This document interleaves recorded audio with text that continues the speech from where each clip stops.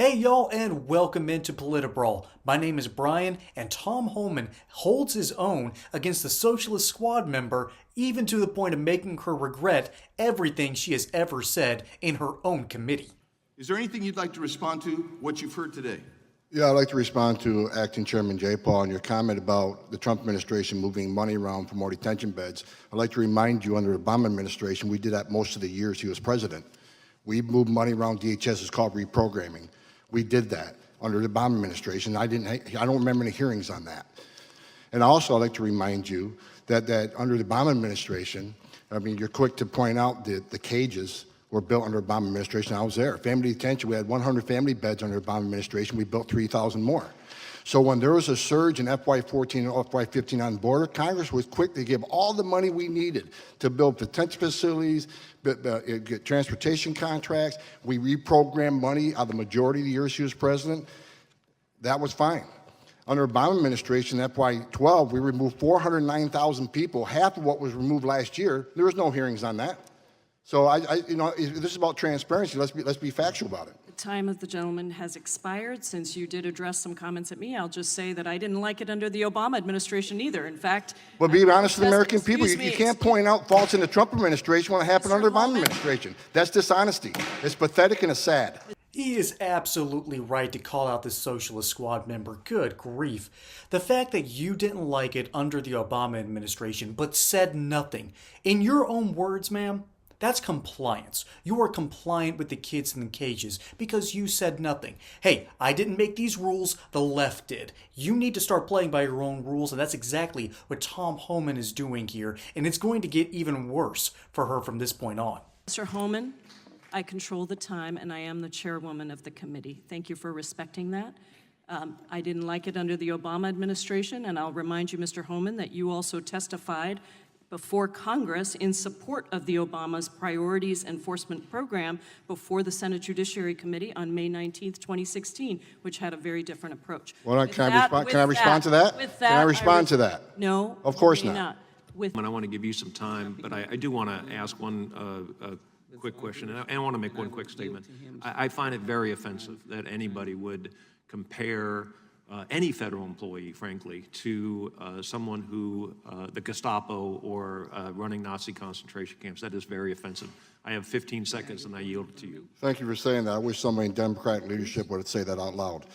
Look, you want to know why there's 50,000 people in detention? You want to know why we have 1 million illegal entries in the United States? You want to know why we have these issues? Because you have failed to secure the border. You have failed to work with this president to close the 3 loopholes we've asked for 2 years to close. So if you want to know why this issue exists, you need to look in the mirror. You have failed American people for not securing the border and closing loopholes. Mr. Homan. So, Representative Jayapal might be able to distance herself from Barack Obama, but she can't distance herself from her own failures during the Trump administration.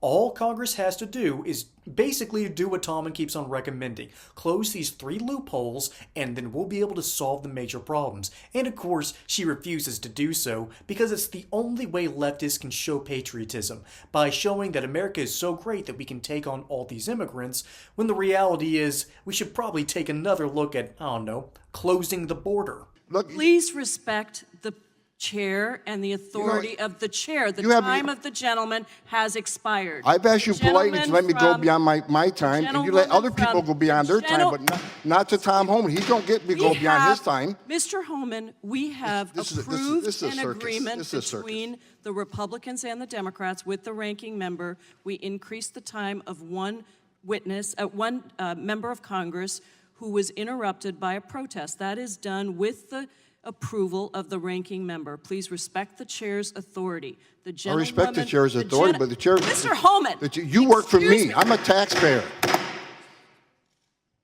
I'm a taxpayer. You work for me. The witness will suspend. Tom Homan isn't just a tree planted by the river. That man not only shall not be moved, but he's going to move everyone else around him when they get in his way. He doesn't just sit there and take the attack, he pushes back, and does so technically, while respecting the chair, despite Jayapal throwing a little fit that he didn't, the reality is she's not used to any proper pushback, and the moment you give a lefty any push at all, they're going to feel very, very threatened. Bless their hearts. But you know what? The annoying thing about this video, about this whole exchange, is that leftists and socialists like Jayapal can sit there with a straight face and tell you, well, they didn't like Barack Obama either. And okay, on paper, I can give them that. I can understand where you're coming from on that. You know what I can't give you? I can't give you any leeway when there are real, legitimate problems that you have just buried your head in the sand on. And when you come out and say, well, we didn't like Obama, you have a chance to fix major problems right here, right now.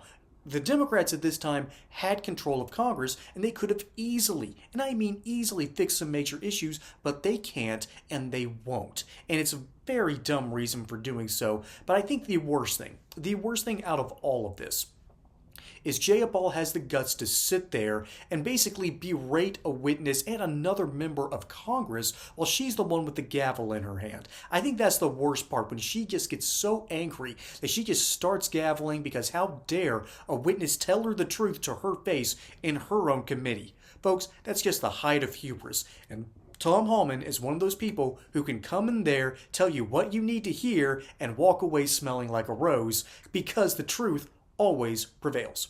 Folks, my name is Brian. Hope you enjoyed this segment here on PolitiBrawl. Until the next time, y'all have a good one.